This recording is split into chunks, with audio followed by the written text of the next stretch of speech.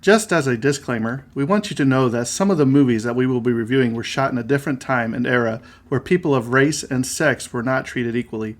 We understand this and hope you do too.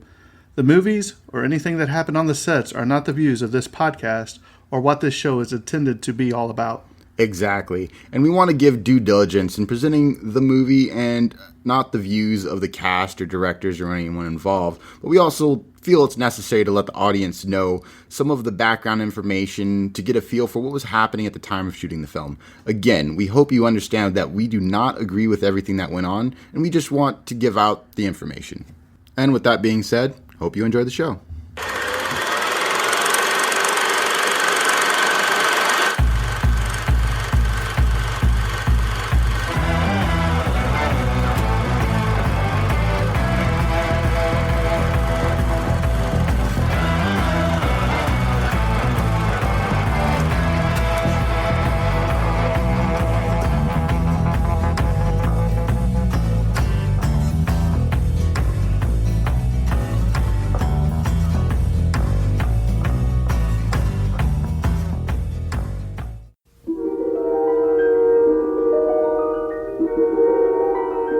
There is a fifth dimension, beyond that which is known to man.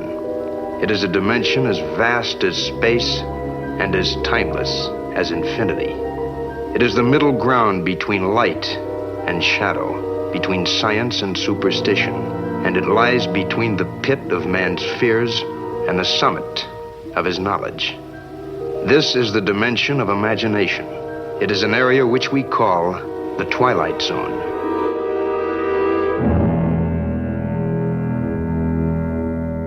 All right, guys, welcome back to the Tragedy of Cinema, the Twilight Zone series. I'm back with Eric Cummings. Hello.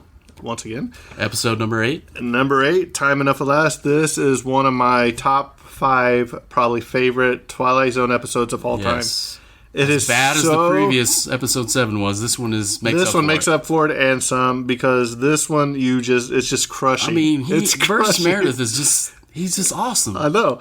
And those of you who know, Burgess Meredith is the main character, Henry Bemis, and he was the Penguin in the 1966 Batman.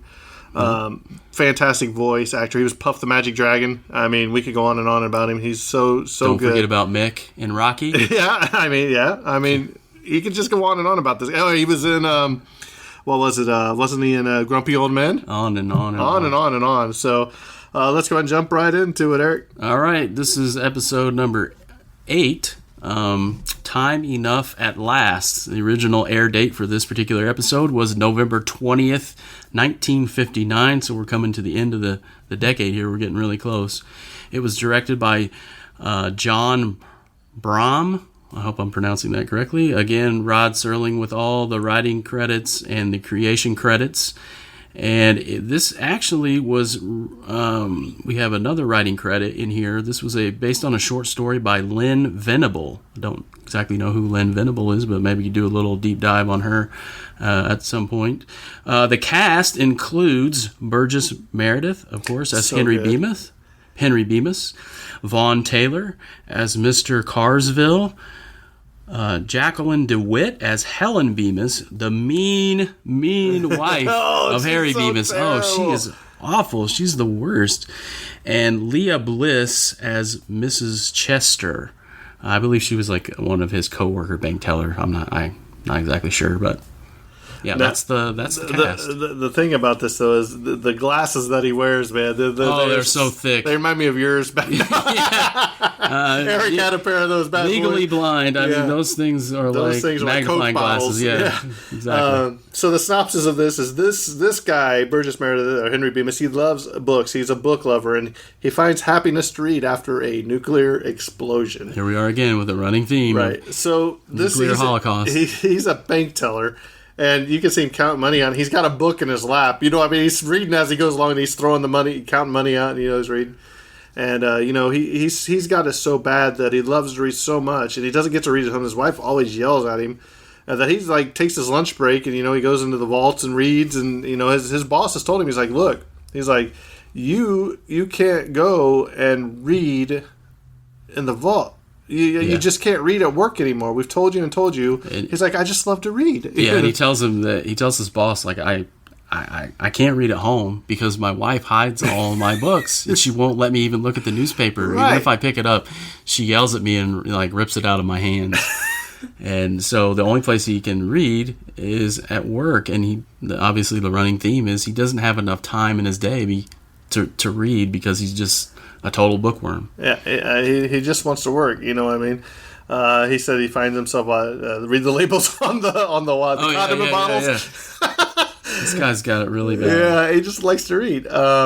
So you see, he's at home and he's going to read something, and his wife starts yelling and says, "Look, we're going to this party tonight," and yeah. The boss, before this scene, the boss actually threatens to fire him if he doesn't pay attention to his duties because he's a bank teller and he's shortchanging people on their paychecks and things. And so, we skip to the next scene where he's at home and he's in his easy chair and he's trying to read and his wife is just giving him all kinds of trouble. I know. She's just... Is this the part where she's taking everything away from him and he finds that book under the couch or under the cushion? Yeah, he hides a book under the cushion. She tells him that they have to go to like a dinner party or they're going to play cards and he needs to be ready and he needs to change his shirt. And she doesn't have any Phillips' time. house. Yeah, doesn't have any time for his shenanigans. And so when she walks like back into the kitchen, she looks like Mrs. Gulch from The Wizard of Oz. She's really mean she is. looking.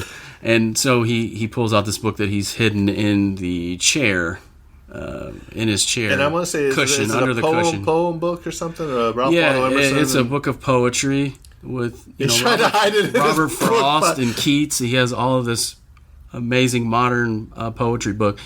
And so his wife catches him with the book because he puts it. He's like, I got nothing in his breast pocket of his suit jacket, and he hides it. And she reaches in and finds it, and then she tells him the meanest thing ever. She tells him to read a passage from the book. And when he goes to open the book, it's all modern crossed poetry. out and marked over, and he asks her, T.S. Eliot. "Who did this? Yeah, who did Look this?" at that. Oh. And she says, "Who do you think did it?" And he's Look just at him, dude. completely broken. Like, why would you do that? He's so mad. So mad. Oh, and then she starts ripping the and pages then she gets out. mad, and starts Helen, ripping the no. pages of this poetry book out and throwing them on the ground. And he stumbles to collect all of the ripped out pages. You monster. And He's like, he why just, do you do these again, things, asking- Helen? Yeah, asking why. She's like, I married a fool. But, and he's just like, he's crushed, dude. He's like, I don't understand why you would do this. Oh, man. And she's so mean. It's like, he's at work again. Yeah, so the next scene is he's back at work at the bank. It's high noon. He goes into the filing cabinet to get his lunch and the paper and what looks to be like a book. And he trots down the stairs to the vault where he normally does all of his reading. And what we come to realize is that's exactly what saves his life. Being in that vault, because there's a nuclear holocaust that takes place midway through his lunch. Just think how happy he is. He's just happy. And then the Daily Chronicle says H-bomb capable of total destruction. He reads that as a headline in the newspaper. Yeah. And then the pocket explosion watch cracks, and there's rumblings inside the vault. And he's thrown all over the place. Yeah. And I think he gets knocked out, don't he? Yeah, he gets knocked down, short amount of time, I think. or whatever. And then a little time passes, and he reaches. His glasses are off of his face. He can't see. And He's they make stumbling that towards evident. the door. They make that very basically evident. like he can't see without his glasses. Yeah, he can't see anything. They want to drive that point home to you that like he's literally blind without his glasses, and that plays a big key. And he puts his glasses up, and it's just like total destruction. Like the bank's been blown up. Yep. He steps outside. Everything's been destroyed. I think he even goes home, don't he? He makes his way to his house. He tries to stumble around. I don't know if he tries to make it back. And he actually calls out for his wife, right. too, I think. Isn't he hearing something on the radio, too, about...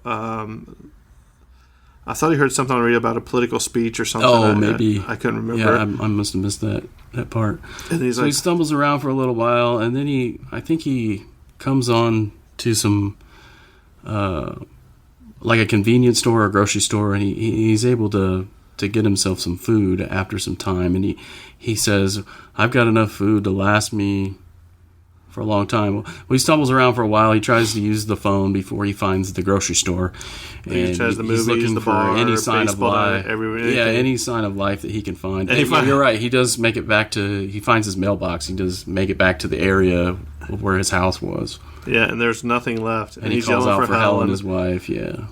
And then you have another scene of this is like one of the a couple of times in the Twilight Zone where Serling has a mid episode narration. Oh, okay. Because he's like, I was down in the vault. No wonder I was, and he's like, here we have Mr. Bemis. Everything is done. And he realizes that the vault is what saves his life, right. basically, and it becomes a realization for him. And then he, like I mentioned earlier, he stumbles onto some food. He sits down at the table. He's got enough food to last years. Yeah, I got enough food to last me. I don't know where. And he pulls out and starts smoking a cigarette. I don't know where he got the cigarettes. But then this is what's weird. Like, he lays down in the middle of nuclear fallout on a couch. That's his couch. And just goes to sleep in the middle of nowhere, like with no covering, no shelter, no nothing. So then he takes a little nap for a while. He said the worst part about this is just sitting around all day and just eating. He's like, there's nothing to do. Right, nothing to occupy his time. Another running theme of boredom, occupying your time, being in isolation. He wakes up. He took his glasses off to go to sleep, and then he's fumbling around for his glasses. He finds his glasses. He puts them back on. And he thought maybe I was dreaming. Right. And he wakes up. He's like, no, this is reality. Still here. I'm by myself. Then he tries to go over to a car and tries to start it, and it turns over, I think, but it doesn't start. And he realizes that's not. He's like, there's a good plan. That's a fruitless plan. Basically, there's nobody left. He's like, I don't know what to do. He's like, I've never had enough solitude or time to do anything. Right. He's like, please, I need somebody, anybody. I'm looking for somebody. Yeah, and here comes one of the best parts. Yeah.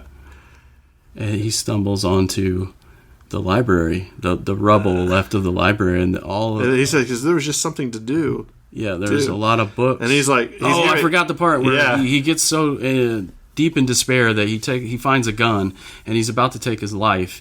But just before he takes his life, he finds the ruins of a column of the public library that has fallen over, and then he goes and looks, and he discovers that there are thousands and thousands of books that undamaged, right? That he could, look at him. He's just so excited. Collected works of Dickens. What else does he find here? Let's see. The works of George Bernard Shaw. The collected works. I mean, he's just going through all of them, and he's just a poem by Browning, Shelley, Keats. He's just so excited.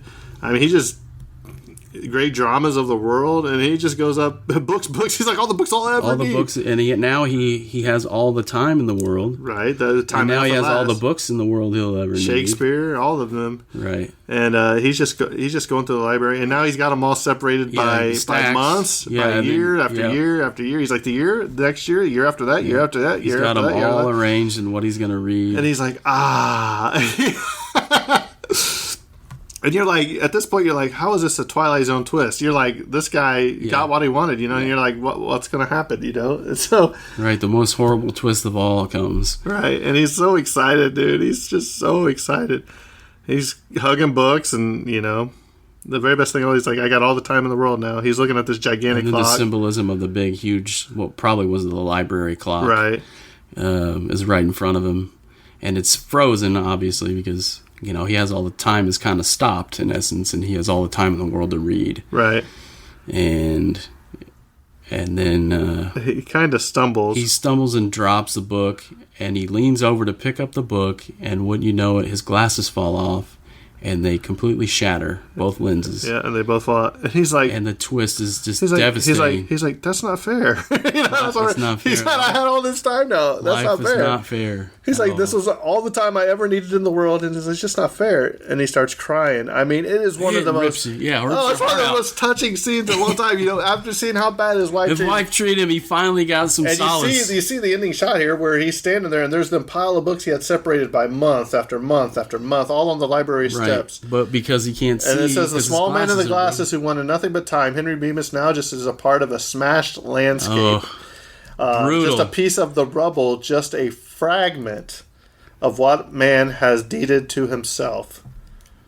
Mr. Henry Bemis in the Twilight Zone. Oh, terrible. It just rips at your heartstrings, dude. Such a great movie or episode. Right. So out of the 92 episodes of the Twilight Zone written by Rod Serling, this was his personal favorite that he ever did. That kind of makes sense. Yeah. It was rated number 25 on TV Guide's 100 Most Memorable Moments in Television. Okay. I mean, it sticks with you. Oh, sure. The exterior long library steps were filmed some months later and used as the steps up into an Eloy Public Building in MGM's 1960 film The Time Machine. Okay. That's what I was wondering. Like, this is a pretty elaborate set for this episode. They were also seen in John Brahm's later work, The Twilight Zone, A Nice Place to Visit. So we'll have to have a recall there when we see that. Yeah. 2 pairs of glasses were used for Burgess Meredith's characters, one with thick lenses for the close-up and one with clear glass for the long shots so he could see. Right. So this is only one of 4 episodes of The Twilight Zone, which Rod Serling uses a mid-episode narration. The other 3 are Walking Distance, which we've already covered, I think, with Patrick. I Shot an Arrow into the Air, and then I Sing the Body Electric. In 1960, John Brahm was awarded a Directors Guild Award for his work on this episode. The newspaper Mr. Bemis Read says H-bomb capable of total destruction. Noted atomic scientist reveals possibility of H-bomb. One of the world's leading nuclear physicists today stressed the danger to mankind in a race and the hydrogen bomb as total and catastrophic. In a speech given at a symposium on nuclear weapons before 35 top scientists of the United States and Great Britain. The Rod Serling's closing narration begins, "The best laid plans of mice and men," a famous quote from Robert Burns' 1785 poem To a Mouse. Burgess Meredith starred in Of Mice and Men in 1939, a film of the John Steinbeck play which took its title directly from the same quote. The full quote in the original Scottish dialect is as follows: "But, Mousie, thou art no thy lane. Improving foresight may be vain. The best laid schemes o' mice and men gang aft agley, and Leah us not but grief and pain for promised joy." The relevant line can be translated as standard English as "the best laid plans of mice and men go oft astray." And this was the first of 4 Twilight Zones starring roles for Burgess Meredith. So he's in 3 other ones. So yeah. There you have it. This is, like I said, this is one of my top 5 favorite movies. This is the reason why you kind of do these episodes, right? For this episode in particular. There's a couple. My all-time favorite, which I'm not going to say what it is yet, but we'll get to it. And it's probably not a really well-known one. There's some of these I haven't seen. That's another reason I want to do these. So I like to watch them all because I'm a big fan of the ones I've seen. I remember growing up at my grandma's house, usually over like Labor Day or Memorial Day weekend, one of the two, they would have a Twilight Zone marathon where it would be on for 24 hours. And you'd stay up all hours of the night watching them things, you know what I mean? And even though they were only a half hour long, you could get 2 an hour. You're doing the math. Well, that's 48 episodes I can watch. So great memories from my grandma. So loved it. Good stuff. What do you think of this episode? Oh, it was awesome. I enjoyed it very much. I like going back and watching the older. And how good is Burgess Meredith, man? Yeah, I mean we can't say enough about him. Right. Well, there you have it. That's episode 8. Time enough at last. Thanks, Eric, for coming in and knocking out some of the Twilight Zones with me. We'll have to do it again in the future real soon. And that's a wrap on this episode. And cut.